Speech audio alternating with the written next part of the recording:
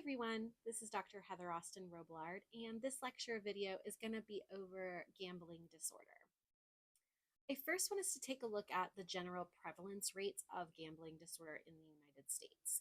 So, about 1 to 2% of individuals in the United States have met the criteria for gambling use disorder. Men do tend to outnumber women about 2 to 1, with men about 4.9% of men struggling with gambling disorder, and it is growing in women with 2.9%. We have the highest prevalence rates in young adults, including adolescents and college and emerging adulthood or college age, than adults outside of this era. And it runs about 6 to 9% of this age group struggles with problems of gambling. College men have about the highest with 14%, whereas college women only are around 3% have problematic gambling levels.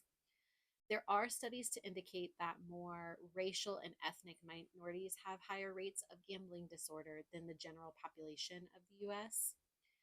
And while adults age 65 and older do present a unique population who may be vulnerable to gambling, studies to this date haven't really confirmed that they are at a greater risk for gambling disorder. And what's interesting is despite Nevada having the most casinos, it actually doesn't have the highest rates of gambling disorder. In fact, Oklahoma is the one that has the highest rates of gambling disorder, with about 6.2% of the population struggling with gambling disorder in Oklahoma. Of course, there are other regions of the world that have serious gambling disorder issues. Okay, it's important to talk about the DSM-5 diagnostic criteria, as gambling disorder recently came into the new DSM, which was in 2013. So it is categorized by two main categories. So the first one is persistent, recurrent, problematic gambling behavior leading to social impairment and distress, and is exhibited by at least four of the following criteria within a 12-month period. So they could either struggle with needing to gambling with increasing amounts of money in order to achieve the same desired excitement, which is pretty similar to tolerance within substance use disorders. They become irritable and restless when attempting to cut down on their gambling. They have made repeated unsuccessful attempts at cutting down or stopping gambling, and they're often preoccupied with gambling, having persistent thoughts of reliving those experiences or planning for their next adventure. Again, lots of these you can see are very similar to substance use disorder criteria. They can also struggle with gambling when they feel distressed, after losing money, often returning in another day to kind of chase that loss, lying to conceal the extent of their gambling, and having their gambling jeopardize loss of a relationship or a loss of job, and relying on money from others in order to continue to deal with the gambling financial situation. So one of they need to struggle with at least four of those criteria. And the last main thing that they have that is important about gambling disorder is it cannot be better explained by a manic episode. So, for example, if they struggle with bipolar disorder and they have manic episodes, they might gamble during that manic episode, as a way to deal with their manic episode, and so it can't be better explained by that. Now, the gambling disorder also has some interesting specifiers. For example, you can have either episodic gambling or persistent gambling. So, episodic means that you're meeting this diagnostic criteria at more than one point in time, with symptoms like lessening in between those periods of the gambling disorder for at least several months. And then there's persistent gambling disorder where they're experiencing the symptoms continuously and they meet that criteria for multiple years. And then once they've met this criteria, they can fall into early remission or sustained remission. So once they've met this gambling disorder criteria, they have to have not had that criteria for at least 3 months, but no less than 12 months. Whereas in sustained remission, they have to meet that criteria and then not have met that criteria for 12 months or longer. And then each of these Gambling disorder diagnoses fall into mild, moderate, or severe. And basically, it shows how many criteria they meet and when they fall into that category. Some general researchers and practitioners, they mainly put gamblers into two separate categories, which would be action gamblers and escape gamblers. So action gamblers tend to prefer more skill type games like poker and craps, racing, sports betting. And they kind of have this like vibe that they are smart enough to win. These are usually males. They have early onset in adolescence of gambling disorder. They typically like that more competitive gambling. They usually have a low frustration tolerance, meaning that it doesn't take much for them to get frustrated. They're usually outgoing, kind of need to be the center of attention. They deny that there's a problem, and they usually have poor coping and low intimacy skills. And then escape gamblers are usually the gamblers that like to escape their problems. They usually start later in life. They tend to be women. They prefer more of those like hypnotic type games like slots and bingo and video. They are usually relatively non competitive, very self critical, and they have a high frustration tolerance. So it takes a lot longer for them to get frustrated. They're usually poor assertive skills and low self image. They usually struggle with relationship problems and may even be victims of abuse, as well as tend to be introverted. Researchers also talk about the different phases of gambling for gambling disorder. The winning phase is typically pleasurable, and their goal is usually to stay in the winning phase and escape reality as long as possible. The losing phase, they're trying to recoup their losses and they're typically trying to chase that money. They're usually in denial, impatient, and tend to make bad decisions. This chasing really brings about negative feelings like depression, isolation, irritability.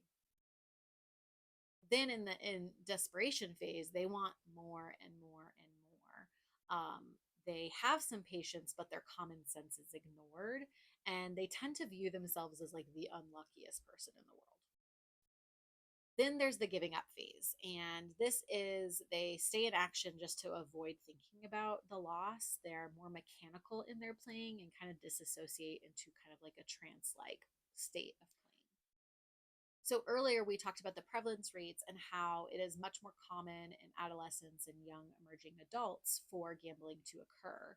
And in fact, some of the statistics that we know about teens is that 4 to 8% of teens met the criteria for gambling disorder, and 10 to 15% of teens were at risk for developing a problem. Motivations for teens and gambling tend to come from like it's relaxing for them, they get enjoyment from it, there's a lot of excitement and entertainment, they have a sense of adventure. Maybe there's the opportunity of gaining money as well as like an escape from their regular lives. What's important to note here is that the development stage is that adolescents are in is typically known for risk taking, poor impulse control, and living in the moment, which gambling lends to very well. Teenagers are also more technologically literate and have easy access to gambling activities online, unlike previous generations. Major types of teen betting include sports, lottery, poker, games of skill. Here are a few of the warning signs that might be present in a teen who's gambling. They might have unexplained absences from school, from either like being exhausted from a lack of sleep or dropping grades. They have increased family conflict maybe from asking, taking, and stealing money. Um, Large amounts of money might be in their possession. They might be selling personal belongings in order to make up for a financial loss, spending an unusual amount of time on the computer, lying, cheating, stealing, overly interested in sports performances. These are all things that might show you that gambling problematic behaviors are happening. So if you haven't heard enough about the impact of gambling disorder, let's go into it a little bit more. Individuals with gambling disorder do tend to commit crimes a little bit more: theft, embezzlement, writing bad checks, maybe prostituting in order to pay for debt. They are more prone to have personal health problems like insomnia or stomach issues, and then mental health problems like depression and even suicide.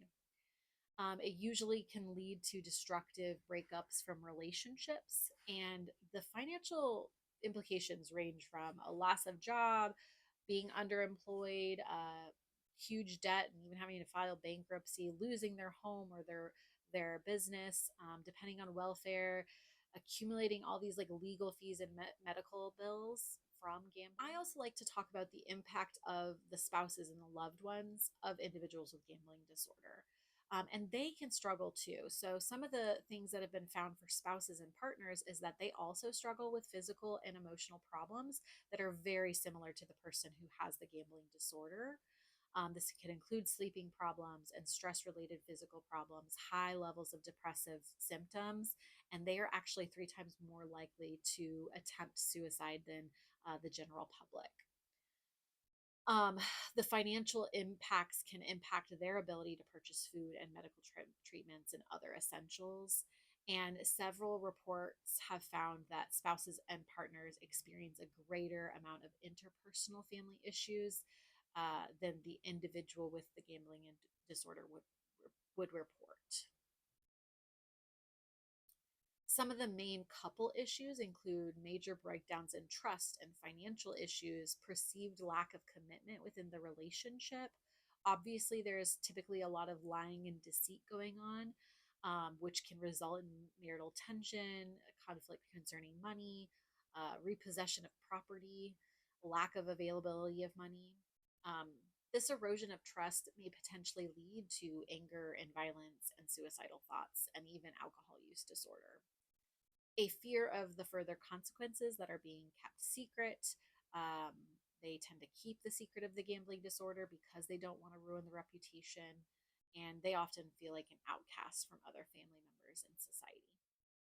There's been some studies that show pathological gambling on romantic relationships can impact them more than the general couples without pathological gambling. For example, 35 couples with gambling disorder were compared to 45 couples who didn't have gambling disorder, and those with pathological gambling and their partners reported worse relationship quality, and the pathological gamblers reported higher levels of conflict and lower levels of help and security. Another study looked at 2,760 other studies that were focused on gambling disorder and their families. And gamblers and families related to increased gambling and other addictive behaviors, as well as high family conflict. And there was also an increased risk of family violence and abuse, as well as variety of health issues and health problems within those families, not just in the individual problematic gambling. Some other family impact that gambling disorder has on it is, respect, relationships, dysfunctional family dynamics, emotional distress, poor communication, inadequate conflict resolution, and inconsistent parenting. Children of problem gamblers have a higher probability of developing a gambling problem than parents who do not gamble. Thank you for listening to this lecture on gambling disorder. I hope you have a clearer understanding about the similarities for gambling disorder and substance use disorder. Thank you.